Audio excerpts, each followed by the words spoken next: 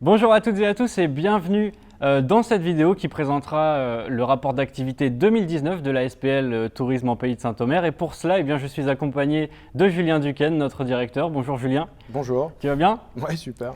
Alors, on va parler du rapport d'activité 2019, mais aussi de l'ensemble de nos missions, de nos actions. Et on a voulu réaliser tout cela autour d'une petite émission en apportant un certain nombre de contenus et notamment des interviews qu'on est allé faire un petit peu partout sur les territoires. Mais on va commencer tout simplement par la présentation de notre structure et on se retrouve juste après. À tout de suite.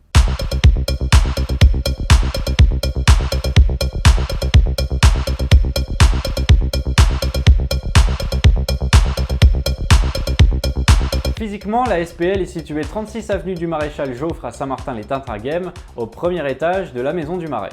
La SPL, au travers de l'Office de tourisme, dispose de 3 pôles d'information touristique, le principal étant situé à Saint-Omer, un autre se trouvant à Aire-sur-la-Lys et enfin, chaque mercredi, au sein d'Enerlia, une présence est assurée à Fauquemberg.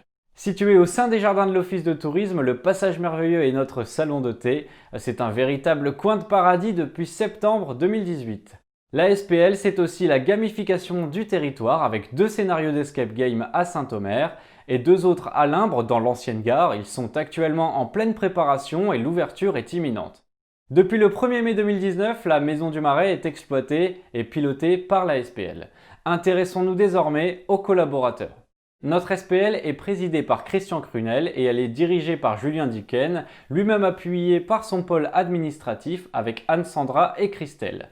Avec Cyril, Ursula, Frédéric et Clarisse, notre pôle commercialisation se charge de faire rayonner le pays de Saint-Omer en Belgique, aux Pays-Bas, au Royaume-Uni et bien plus loin encore. Ce pôle est un générateur d'opportunités pour le territoire, mais pas que. C'est aussi l'équipe qui se charge à l'interne des traductions de nos expositions, du site internet, de nos brochures, etc.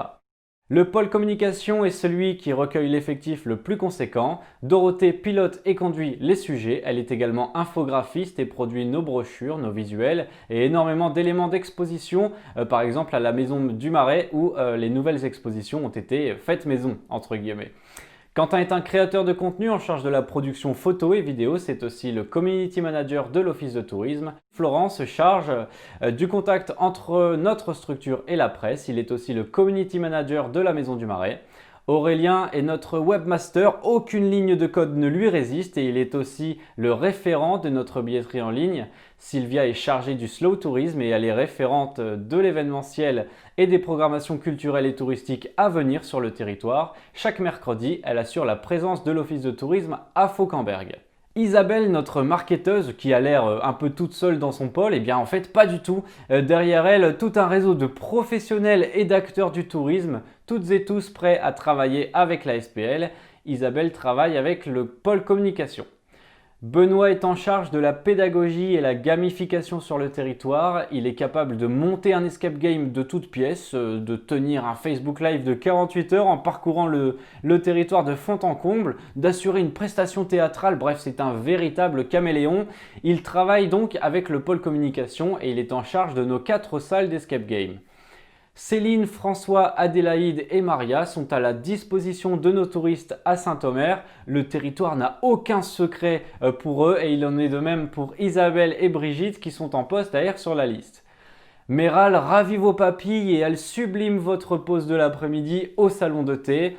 Et enfin, l'équipe de la Maison du Marais, ou bien devrais-je dire l'équipage du sous-marais, veille sur ce marais et se charge de vous le faire découvrir. Alors cette équipe, c'est un petit peu comme un couteau suisse, ça a l'air petit, mais avec, on fait beaucoup.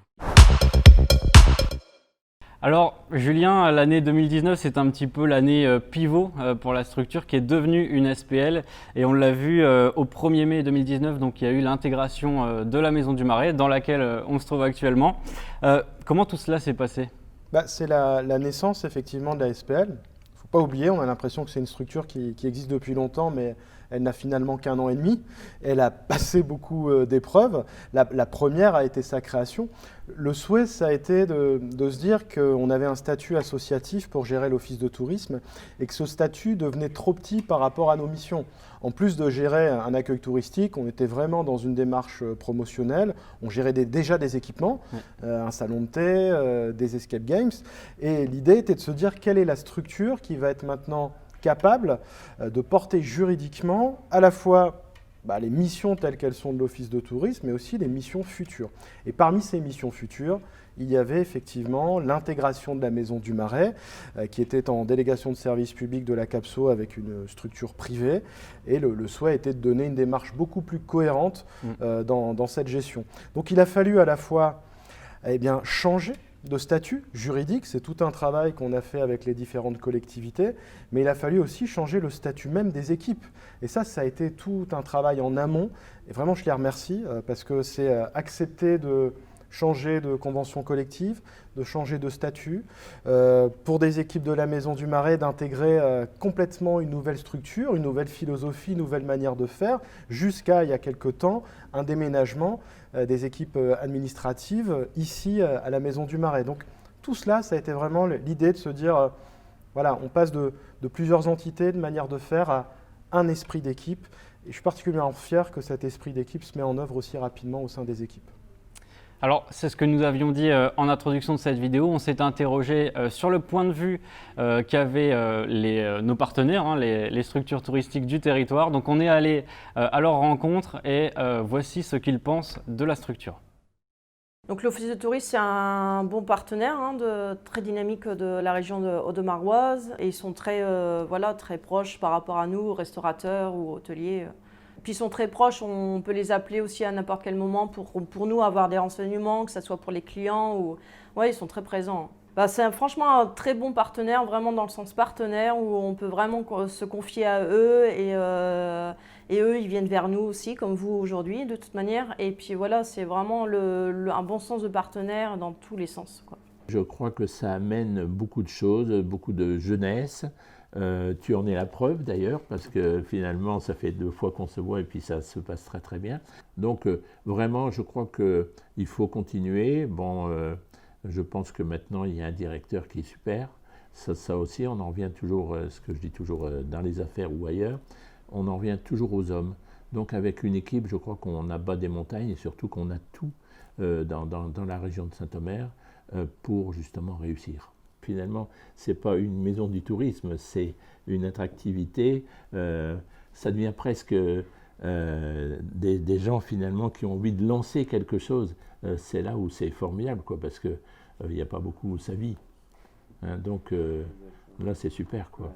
Alors, je pense que l'office de tourisme, au-delà d'être un office de tourisme lambda comme on les connaît sur tous les territoires, font vraiment un travail de fond sur la destination Pays de Saint-Omer.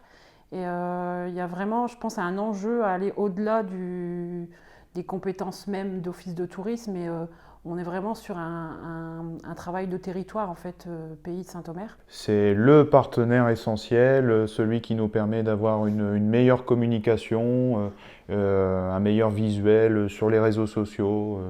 Voilà, c'est vraiment c'est un bon échange. Ils ont également compris qu'on n'était pas un bus, qu'on n'était pas simplement un transport, mais un patrimoine roulant et qui traverse une grande partie de notre territoire.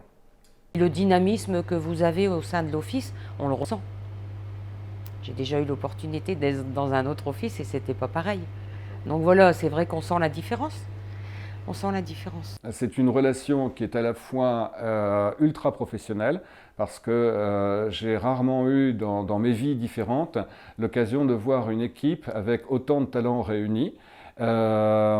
Exceptionnel aussi parce que chacun de ces talents a sa liberté d'expression qui est, je pense, la marque de fabrique du directeur de l'Office du tourisme, cette capacité de permettre à chacun d'exprimer le meilleur de son potentiel.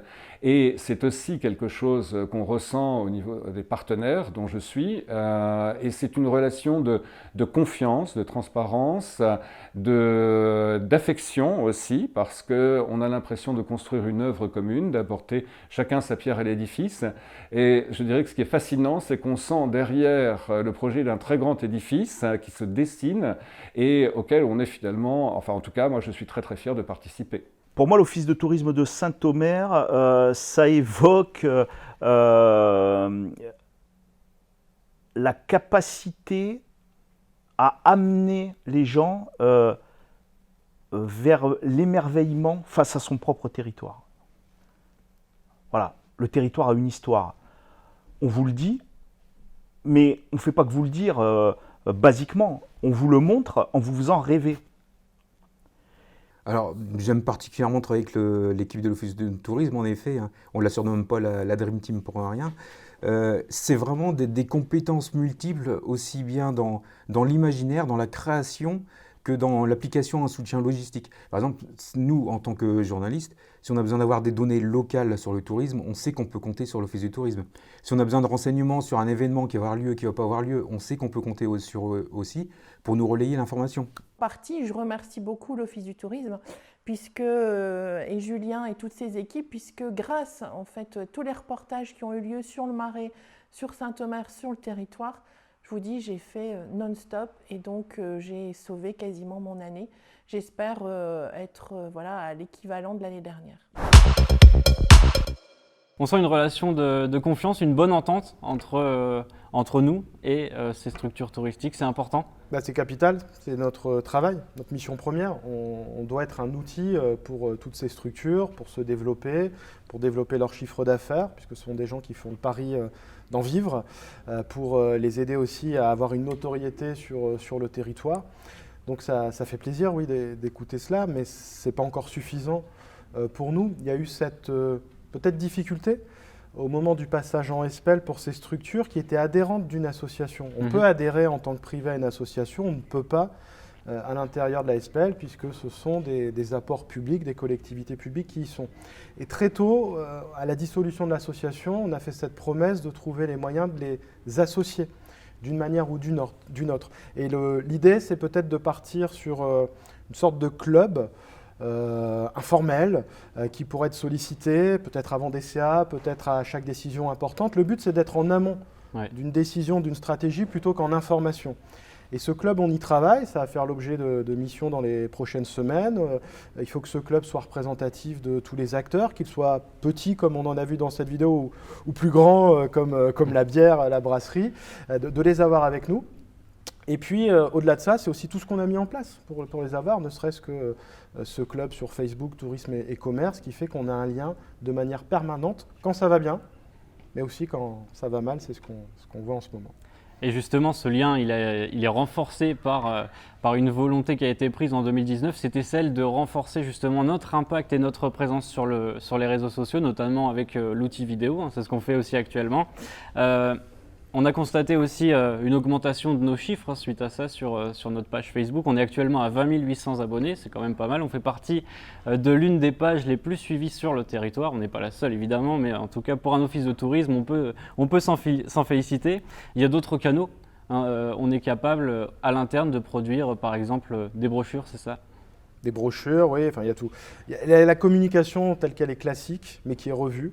2019, c'est bien sûr à la fois ce guide qui est distribué sur tout le territoire, qui se met à jour aussi bien sur le tourisme que parfois aussi sur des structures de commerce, parce qu'on fait vraiment le lien de plus en plus entre la stratégie du commerce, de la CCPL, de la CAPSO avec l'OICA. Donc il faut qu'il y ait cette mise en avant. Un touriste, dans son top 3, il y a le shopping. Et puis il y a eu le lancement, par exemple en 2019, d'un magazine totalement produit en interne, écrit en interne. On ne fait pas appel à des rédacteurs extérieurs, c'est nous qui valorisons notre territoire et on a pu sortir ce Marie-Grouette. Ça a été la première fois en 2019. Et justement, cette présence sur les réseaux sociaux, elle est également importante pour nos partenaires et ils en parlent. C'est très très important parce que finalement aujourd'hui, sans ça, je crois qu'aujourd'hui il y a plus de... je voyais à notre petit niveau là, donc le film de la brasserie, il y a eu 54 000 personnes en peu de temps et je pense que s'il n'y avait pas eu ça, ça ne se serait pas vu. Donc je crois que c'est indispensable que l'Office se développe sur ce système. Ça, je pense que c'est vraiment l'avenir et celui qui n'y croit pas, je crois qu'il n'est pas dans le coup. Et du coup, moi je trouve que tout ce qui est déployé par l'Office du tourisme du pays de Saint-Omer est très malin de ce point de vue-là parce que je pense beaucoup au digital, là, à ce que j'ai pu voir via le site et sur différentes époques. Il y a vraiment des choses très simples qui sont mises entre les mains des gens qu'on vise. Je pense notamment à un film qui avait été produit, et j'en cherche le titre et pourtant je connais que ça, mais on part dans une histoire qui est joliment écrite, qui est joliment mise en scène, qui est joliment racontée. C'est un court-métrage. Tout est hyper pro, hyper précis. C'est de la communication, c'est un acte de communication. C'est un court-métrage qu'on met entre les mains des gens. Et de ce point de vue-là, je trouve que c'est une communication très subtile et qui n'est pas de la communication, encore une fois, pure et dure, hyper marketée. On raconte des histoires. Alors, c'est un mot à la mode, hein, on raconte des histoires. À part que eux, ils le font, et ils le font bien, et ils captent les gens. Julien, l'année 2019 a également connu la création ou bien la révélation, puisque c'est quelque chose qui était sous nos yeux, il fallait juste mettre le doigt dessus. C'est cette idée de créer un parc d'attractions du territoire. Pour toi, c'était important, cette notion de récit sur le territoire? Je pense que c'est la première mission d'un office, c'est de raconter l'histoire de son territoire. Qu'est-ce qu'on propose aux gens? Quel est le livre qu'on va leur faire lire, qu'on va leur faire vivre quand ils vont venir sur le territoire? Qu'est-ce qui nous sépare des autres? Tous les territoires ont des choses à valoriser, tout le monde a des églises, tout le monde a des lieux, mais nous, quelle histoire on met derrière? Quelles rencontres, quelles promesses on fait? Et on s'est rendu compte que, contrairement à des destinations où il faut travailler, les lieux, les créer parfois, ici tout est sur le territoire. Et finalement, en prenant un hélicoptère virtuel et en regardant tout le territoire du pays de Saint-Omer et du pays de l'Indre, on se rend compte que de manière un peu merveilleuse se dessinent des thématiques en fonction des lieux où on se trouve. Un peu comme dans un parc d'attractions, sauf que les nôtres sont naturelles. Elles se sont construites sur 13 siècles. Donc à la fois on a le patrimoine évidemment, avec des personnages concrets, on a ici la nature avec le marais, avec cette sorcière Magrigroette, on a le patrimoine qui s'exprime sur Alice, on a le sport qui s'exprime à l'Imbre, on a l'histoire un peu plus contemporaine du côté de la Coupole, avec cette voie ferrée aussi qui va jusqu'à Arques, où là on est vraiment sur un tourisme industriel. Bref, d'une rue à l'autre, on change de thématique. Et c'est le parc inversé. Dans un parc d'attractions banal, on y va avec notre quotidien et on cherche qu'une chose, c'est de s'évader à travers des décors qui n'existent pas, qui sont fabriqués, qui sont moches. Nous, c'est l'inverse, c'est qu'on travaille l'imaginaire des gens et puis on vient dans une réalité. Et donc, finalement, les vieilles pierres, disent quelque chose quand on arrive ici. Et là, j'ai une petite anecdote, si tu permets là-dessus, c'est que la première fois qu'on l'a testé auprès de touristes, ça a été au Luxembourg. La SPL s'est créée le 1er mai et on a eu une invitation incroyable de la part de l'ambassade de France du Luxembourg. C'est que se déroulait le premier jour férié autour de l'Europe, le 9 mai 2019. Et plutôt que de choisir la valorisation de la destination France, tous les pays européens étaient représentés. Ils se sont dit, nous, on ne va pas présenter la France, on va présenter le pays de Saint-Omer. Et nous y sommes allés avec cette carte du parc. Et au début, on s'est dit, bon, comment on va faire? Et les gens passaient en disant, mais alors c'est quoi chez vous? Chez nous, il y a... Puis on n'y arrivait pas finalement. Et quand on s'est dit, parc d'attractions, les gens passaient, disaient, mais alors, c'est quoi la France? C'est quoi chez vous? Et on leur disait, chez nous, c'est le plus grand parc d'attractions, le plus grand parc d'exploration de tous les temps. Il s'est créé sur 13 siècles. Et là, les gens s'arrêtaient et on pouvait alors raconter et compter le territoire. Ouais. Donc, il y a une stratégie qu'il faut qu'on imagine pour le touriste. Ce n'est pas un parc d'attractions, d'exploration des gens d'ici, ils le vivent.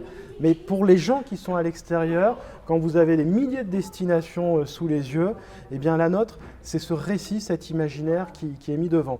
Et là aussi où il y a une stratégie qui n'est pas neutre, c'est qu'on peut aussi le réfléchir en gestion comme un vrai parc d'attractions. Ce qu'on appelle la règle des 3 tiers. Dans un parc d'attractions, il faut par exemple concevoir qu'un tiers de ce qui est investi est fait pour des nouveautés. Alors comment chaque année, nous, on a un tiers de nouveautés à valoriser auprès de ce parc. Ça, c'est très important là-dedans. Si c'est un parc d'attractions, il faut que les gens y dorment. Quelle est notre offre d'hébergement? Est-ce que l'offre est aménagé en fonction des thématiques où nous nous trouvons. Donc plus on va aller vers cette gestion, plus on sera sur l'invention d'une destination touristique. En tout cas, ça a marché au Luxembourg et ça marche aussi aux yeux de Pas-de-Calais Tourisme qui nous en parle. Et on a aussi interrogé les responsables des comités régionaux de tourisme des Hauts-de-France, tout simplement, et d'Alsace. On regarde ça tout de suite. Les choses sont faites dans l'ordre. C'est d'abord ce travail-là qui est tourné au départ auprès des habitants.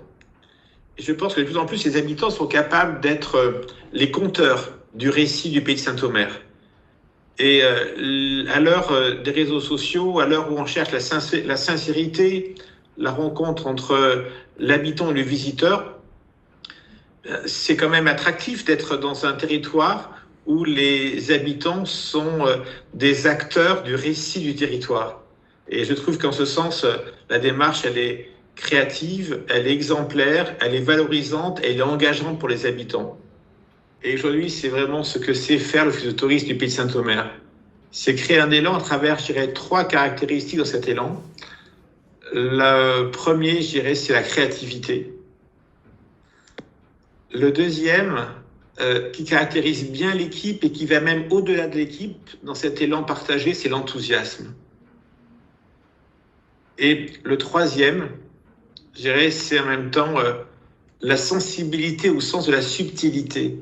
C'est-à-dire qu'on sent cette attention sincère de faire plaisir, de surprendre par des surprises, cette connivence.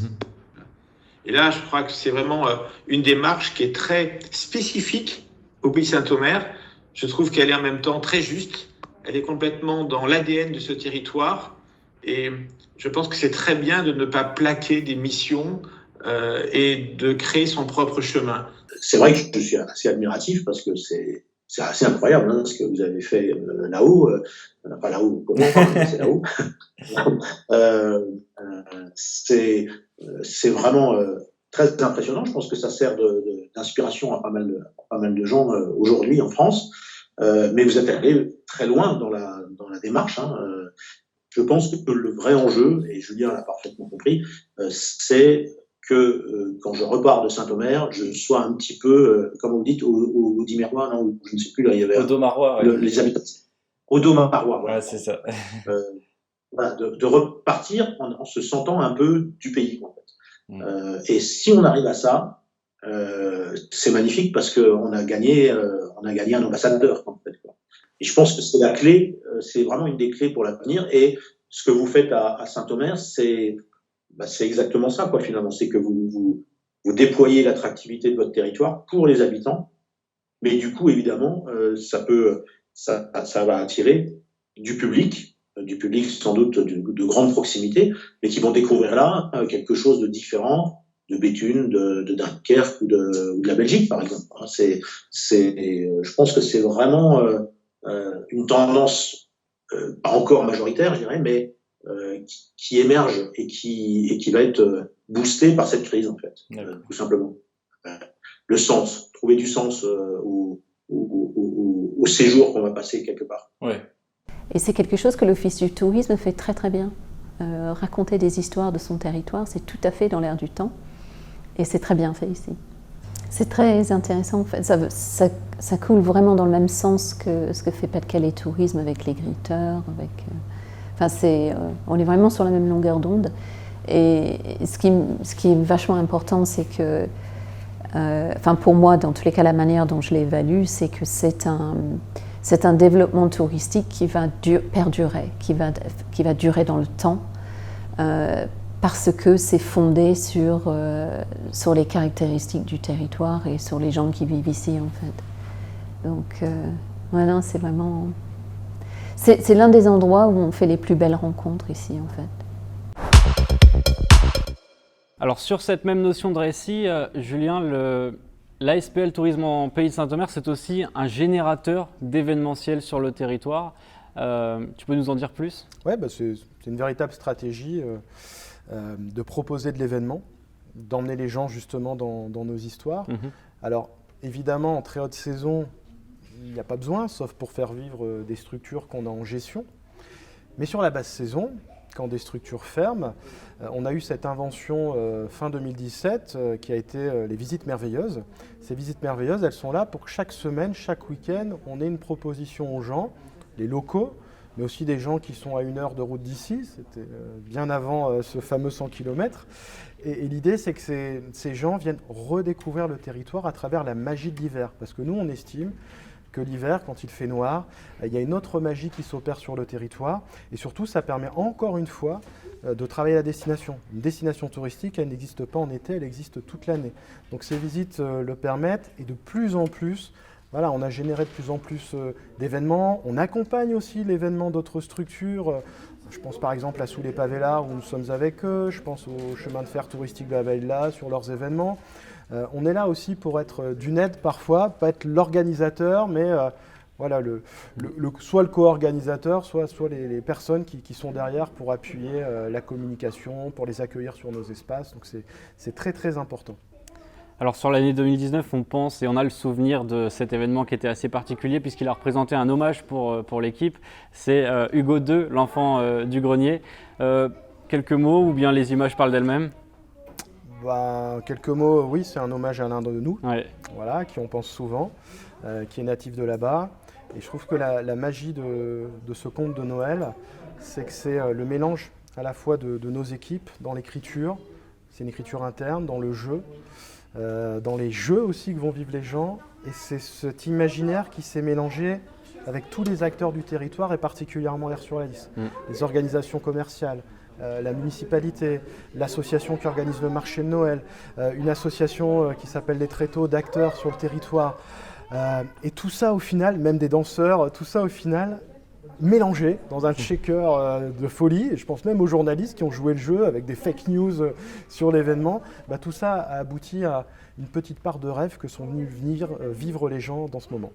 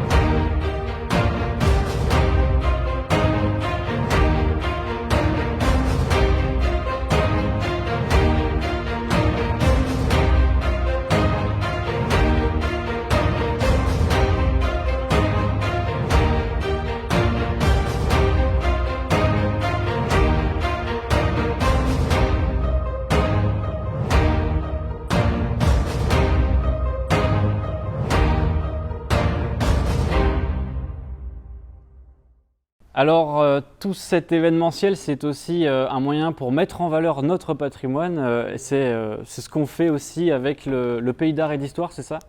Ouais, on vient de voir des images où on voyait le beffroi, donc on a mis en valeur le patrimoine. La SPL, c'est aussi toute une organisation justement sur la découverte du patrimoine, les visites guidées. Alors d'un côté, il y a les lieux où le Pays d'Art et d'Histoire n'est pas présent, notamment Air-sur-la-Lys. Donc il y a une organisation avec une association sur place, une gestion de visites guidées. On a une personne d'ailleurs chez nous qui fait énormément de visites guidées à Air-sur-la-Lys qui s'appelle Isabelle, qui est une férue d'histoire. Donc on a cette propre organisation comme une grande valeur culturelle. Et puis de l'autre, nous sommes sous conventionnement via la CAPSO, via l'agence d'urbanisme avec le Pays d'Art et d'Histoire pour gérer toute la partie des visites guidées qui sont mises en place par le Pays d'Art et d'Histoire. Ça veut dire que dans le recrutement des guides conférenciers, nous sommes associés.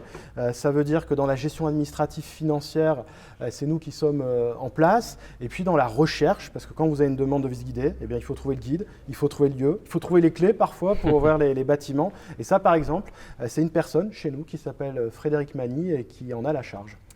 Alors, on continue la rétrospective 2019 et c'est aussi l'année vers laquelle on s'est ouvert au tourisme d'affaires. Pourquoi c'était important ?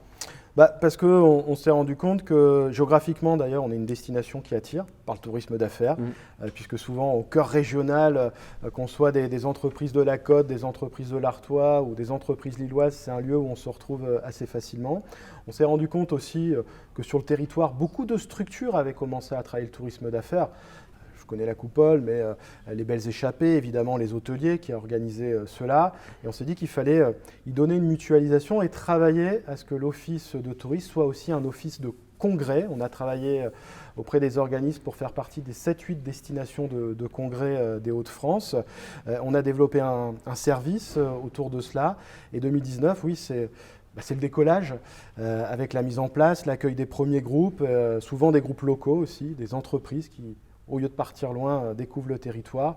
C'est avec Clarisse Cervoni qu'on développe ça et on espère qu'après le confinement, en tout cas on y travaille avec des entreprises tests, on puisse remettre en place fortement les entreprises. Elles sont restées d'ailleurs pour la plupart. On a eu beaucoup quand même de maintien dans cette rentrée d'entreprises qui sont quand même venues vers nous sur le territoire. On est encore en train de rentrer des réservations sur des grosses entreprises. Hélas, nous sommes dans une période où elles ne vont plus sortir. Mais il y a beaucoup d'espoir sur une reprise. Alors, et pour faire prospérer tout cela, eh bien, à nous aussi de s'impliquer dans le développement des structures touristiques et c'est ce que l'on fait avec par exemple des audits, des conseils. Finalement, notre SPL se positionne comme un soutien, un appui pour les structures. On pense par exemple au Palais de la Cathédrale. On est en train actuellement d'ouvrir des escape games à Limbre et toutes ces choses génèrent une attractivité sur le territoire et c'est très important pour les structures qui se sentent appuyées et soutenues. Tout de suite, quelques images également. Oui, on a un exemple concret avec le festival. Bon, il a pas pu avoir lieu, mais en tout cas, le travail en amont avait été fait avec l'Office de tourisme et on peut le dire là dans l'urgence. Et on a su monter donc une organisation structurée et au niveau sanitaire quasi irréprochable. En quelques heures. Donc c'est vraiment le partenaire naturel. On se tourne tout de suite vers l'OT de Saint-Omer. Oui. Je pense que c'est un partenariat. Parce que moi, même au niveau de la publication, des publicités, etc., j'ai toujours de tout ici. Et les gens qui viennent visiter Air sur la liste, forcément, demandent. Et en plus, je suis hyper bien placée, je suis juste en face de l'office. Donc forcément, c'est un partenariat. Disons que c'est donnant-donnant, voilà. C'est un bon soutien. C'est un très bon soutien. Un très très bon soutien. Il est vraiment là en soutien, en appui de tous les partenaires qu'il peut y avoir, que ce soit les restaurateurs, les partenaires touristiques, que ce soit pour les jeux, les balades en bateau, etc. Il fait vraiment la promotion du territoire au global. On a pu le voir par exemple avec le Facebook qu'on a fait sur la relance touristique pendant le confinement pour dire que, attendez, maintenant qu'on peut sortir de chez soi, venez ici parce qu'il y a des choses à faire à 2 pas de chez vous. Donc on était dans le rayon de 100 km. C'est incroyable là, le nombre de choses qu'il peut y avoir à faire sur l'Audomarois et que l'Office du tourisme a mis en évidence au-delà de sa simple mission de renseignement. Du partenariat, de l'entraide, un certain soutien parce qu'à l'interne, on a toutes les ressources nécessaires pour aider les structures. C'est ce qu'on se disait tout à l'heure. C'est que, à la fois, on a eu cette présentation de l'organisation des équipes. On voit que sur chaque tâche, on est en mesure de réaliser des opérations de A à Z. On ne l'a pas présenté, mais c'est vrai qu'il y a des personnes qui ont quand même un certain bagage dans ce qu'elles font et qui ont eu des parcours aussi de vie professionnelle. Où ils sont passés sur des expertises qui sont aujourd'hui importantes. Pouvoir mener une réalisation d'exposition, pouvoir mener un propre média comme on est en train de l'organiser aujourd'hui, ça c'est assez atypique. Et donc beaucoup de structures, soit qui se créent, on a vu l'exemple du Palais de la Cathédrale, où finalement c'est un privé qui vient pour la première fois dans le tourisme et qui a besoin d'un accompagnement de A à Z. Ça peut être le cas du CFTVA sur des accompagnements autour de bénévoles qui sont parfois juridiques, qui sont juste des petites touches qu'on vient faire pour les aider, jusqu'à des stratégies de territoire. C'est le cas du Pays de Limbre, évidemment, où on les accompagne parce qu'on croit fortement à la destination grandeur nature, jusqu'à des petits projets qu'on réfléchit, de Salpervik à Arques. Il y a beaucoup de choses encore sur la route où on est parfois sollicité pour donner notre avis ou pour porter quelques missions. Très rapidement, un petit bilan de cette année 2019 ? j'ai envie de dire c'est l'année du changement, mais bon, ce serait tellement banal, mais cette année 2019, c'est celle où justement le tourisme ici sur le territoire va se développer de l'outil juridique pour lui permettre de le faire. Et qu'autour de ça, des collectivités sont venues. Alors évidemment, il y avait des collectivités historiques qui aidaient l'association déjà à l'époque, la CASO puis la CAPSO, la CCPL, mais il y a des communes aussi qui ont adhéré pour des projets spécifiques, parce qu'à un moment, ils savent que peut-être la SPL pourra être l'outil pour travailler un projet, pour développer un projet, voire pour gérer un projet. Donc c'est important, je pense, pour le territoire d'avoir cela. Et ce qui est fort aussi, c'est de se rendre compte que ces choix stratégiques aujourd'hui, vus de l'extérieur, parfois de loin, on a vu l'Alsace, mais on a fait beaucoup de conférences sur l'imaginaire auprès de grands offices en France. On voit que cette stratégie porte, c'est-à-dire qu'on commence à avoir une identité de territoire. Et cette identité, c'est un petit diamant qu'il va falloir encore polir, développer. C'est tout ce qu'on fera en 2020, si on est en 2019. Bon.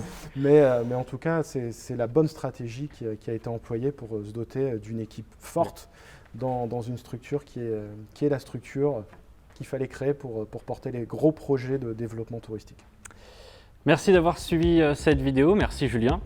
Et puis on laisse le mot de la fin à nos partenaires parce que les échanges avec eux ont été vraiment très riches et on a gardé quelques séquences pour conclure. Merci. Et Hyères-sur-la-Lys, c'est une très belle ville et il faut la visiter. Puis en plus, c'est pas loin de Saint-Omer, donc c'est vrai que l'alliance des deux, sur une journée, enfin voilà. Même des gens qui viennent en chambre d'hôte sur Hyères vont forcément à Saint-Omer le lendemain et des gens qui sont sur Saint-Omer en chambre d'hôte ou à l'hôtel viennent sur Hyères. Ça fait 5 ans que je suis là et on voit aussi la progression de l'office de tourisme par rapport à... Il grandit aussi, hein, ça se ressent, hein, par rapport aux propositions qu'ils font, par rapport aux clients, les prestations qu'ils offrent, voilà. Les gens viendront de plus en plus à l'agence, je crois. Plus vous allez développer cette agence, plus les touristes, on va savoir que là, on peut prendre des renseignements. Vous avez des gens super qui sont là-bas. Donc, je crois que là aussi, c'est l'accueil. L'accueil est tellement important. Maintenant, toute une série de partenaires potentiels, de propriétaires de demeures historiques, s'appuyant sur l'exemple qui a été donné ici, envisage une collaboration, envisage la mise en place de nouveaux produits qui valorisent la totalité du territoire du pays de Saint-Omer. Et c'est ça aussi qui est fantastique, c'est cette capacité de l'Office du tourisme à mettre en réseau des personnes, à mettre en réseau des talents et des compétences. On a passé grosso modo 2 décennies où on regardait où on pouvait partir dès qu'on avait un week-end un petit peu de 4 jours, partir à travers la planète très vite ou en Europe.